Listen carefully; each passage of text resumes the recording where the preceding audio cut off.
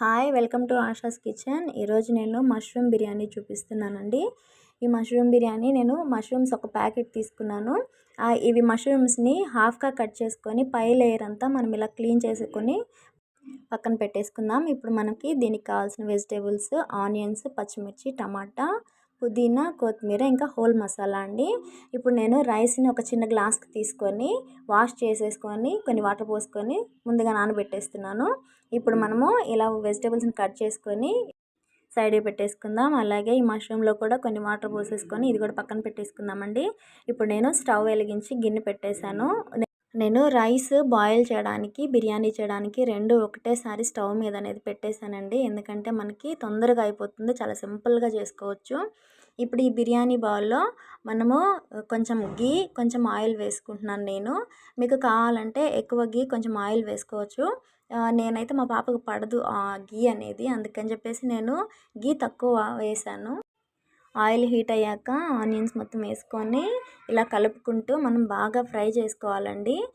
ఇప్పుడు ఈ మసాలాలన్నీ మనం ముందుగా వాటర్ పెట్టేసుకున్నాం కదండి, ఆ బౌల్లో వేసేసుకుందాము. నేను షాజీరా, బిర్యానీ ఆకు, చెక్క, లవంగ, యాలుక, కొత్తిమీర, పుదీనా, కొంచెం అల్లం వెల్లుల్లి పేస్ట్, పచ్చిమిర్చి, కొంచెం ఉప్పు వేసుకొని ఈ వాటర్ అనేది బాగా మసలు పెట్టేసుకోవాలండి. ఇప్పుడు మనము ఆనియన్స్ చూద్దాము ఫ్రై అయిందో లేదో. ఇలా కలుపుకుంటూ ఉండాలండి, ఇంకా ఫ్రై కాలేదు, ఇంకా కొంచెం సేపు మనము ఫ్రై అనేది చేసుకోవాలి.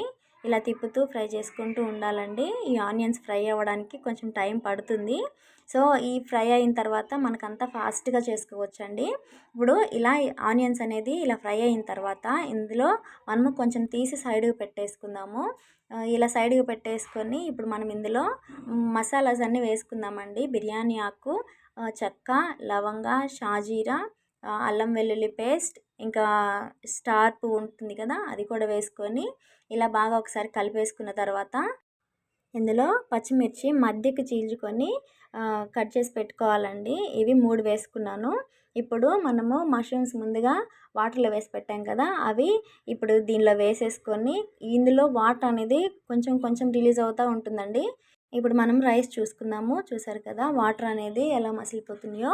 ఈ స్టేజ్లో ఉన్నప్పుడు మనము నానబెట్టుకున్న రైస్ అనేది ఇందులో యాడ్ చేసేసుకొని ఈ రైస్ అనేది మనకి 70% ఉడికే వరకు మనము ఆ రైస్లో ఉంచేసుకోవాలండి. ఇప్పుడు మనము మష్రూమ్స్ మగ్గాయి కొంచెము. ఇప్పుడు మనం ఇందులో ఒక్కొక్కటిగా యాడ్ చేసుకుందాము. ఇలా మగ్గింది కదా, ఇప్పుడు ఇందులో మనం టమాటా వేసుకుందాము. టమాటా వేసుకొని ఒకసారి బాగా కలిపేసుకుందాము. ఇలా కలిపి టమాటా అనేది కొంచెం మగ్గితే చాలండి. ఇప్పుడు మనము ముందుగా ఫ్రై చేసుకున్నాం కదా ఆనియన్స్, అవి కొంచెం మనం బాయిల్ చేసుకుంటున్న రైస్లో కూడా కొన్ని యాడ్ చేసుకుందాము. ఇలా యాడ్ చేసేసుకున్నాక మనము ఇప్పుడు మష్రూమ్లోకి వద్దాము. చూడండి ఈ టమాటా మగ్గింది. ఇప్పుడు ఇందులో మనము ఒక్కొక్కటిగా మసాలాస్ అనేవి యాడ్ చేసుకుందాము. ఇప్పుడు నేను పసుపు, కారం 2 టీ స్పూన్లు, ధనియాల పొడి 1 టీ స్పూను, కొంచెం సాల్ట్, గరం మసాలా కొంచెము, బిర్యానీ మసాలా కొంచెము వేసుకొని క్రష్ చేసుకున్న కసూరి మేతి కూడా ఇందులో కొంచెం వేస్తున్నాను నేను. ఇలా వేసుకున్న తర్వాత ఇందులో టేస్ట్కి తగ్గ సాల్ట్ కూడా కొంచెం వేసుకొని ఇలా వేసుకున్నాక మనం ఇవన్నీ మొత్తం ఒకటేసారి బాగా కలిపేసుకోవాలండి. ఇలా కలిపేసుకున్నప్పుడు మనకి గ్రేవీ అనేది కొంచెం కొంచెం అంటే మష్రూమ్లోని వాటర్ అంతా బయటకు వస్తుంది కదా, అప్పుడు మనకి కొంచెం గ్రేవీ లాగా వస్తుందండి. ఇలా వస్తున్నప్పుడు కొంచెం పెరుగు అనేది వేస్తున్నాను నేను. 2 టీ స్పూన్ల పెరుగు వేసుకున్నాక ఇప్పుడు నేను బాగా కలిపేసి కొంచెం సేపు వదిలేస్తున్నానండి ఇలాగా. ఇప్పుడు చూసారు కదా ఎలా వస్తుందో, ఇలా మనకి గ్రేవీ లాగా అనేది వస్తుంది. ఇప్పుడు ఇందులో కొంచెం మనం ముందుగా తరిగి పెట్టేసుకున్నాం కదండి సన్నగా, కొత్తిమీర, కొంచెం పుదీనా, కొంచెం నిమ్మకాయ నీళ్ళు ఇందులో వేసుకొని ఇది కూడా ఒకసారి బాగా కలిపేసుకుందామండి. ఇలా కలుపుకుంటూ ఇంకొంచెం గ్రేవీ అనేది వస్తుంది. ఇలా ఉన్నప్పుడు మనము ఇప్పుడు రైస్ చూసుకుందాము. రైస్ అనేది నాకు తెలిసి ఆల్మోస్ట్ అయిపోయింది. చూపిస్తాను చూడండి. ఇప్పుడు ఇదిగోండి ఇలా ఉడికింది, 70% ఉడికింది అనుకున్నప్పుడు ఈ రైస్ని కొంచెం కొంచెంగా మనం మష్రూమ్లోకి యాడ్ చేసుకుందాము. ఇలా యాడ్ చేసుకున్నప్పుడు మొత్తం వేసుకున్నాక మనము లాస్ట్లో ఫ్రైడ్ ఆనియన్స్, కొత్తిమీర, పుదీనా వేసి బాగా స్ప్రెడ్ చేసుకోవాలి, చుట్టూ వేసుకోవాలి. కావాలంటే ఫుడ్ కలర్ కూడా యాడ్ చేసుకోవచ్చండి. నేనైతే ఎలాంటి ఫుడ్ కలర్ వాడలేదు. ఇంకొకటి సాఫ్రాన్ ఉంటుంది కదా, కుంకుమ పువ్వు, అది కూడా వాడొచ్చండి. నేనైతే ఫుడ్ కలర్ కానీ సాఫ్రాన్ కానీ వేయలేదు. ఇలా స్ప్రెడ్ చేసుకున్నప్పుడు కొంచెం గీ నేను చుట్టూ వేసి మూత పెట్టేసి, మనము ముందుగా రైస్ కడిగి పెట్టేసాం కదండి, అదే బౌల్ నేను బరువుగా ఆ మూత మీద పెట్టేశానండి. మామూలుగా దమ్ము పెట్టాలంటే గోధుమ పిండి తీసుకొని మనము మూతకు అంటించేసి మొత్తం దమ్ అనేది బయటికి రాకుండా పెట్టేస్తాము. కానీ ఇక్కడ నేను ఎందుకు అలా చేశానంటే, మష్రూమ్ ఆల్రెడీ మనకి మగ్గిపోయింది, రైస్ 70% ఉడికింది. సో నేను దమ్ అనేది పెట్టలేదు, గోధుమ పిండి అనేది పెట్టలేదు.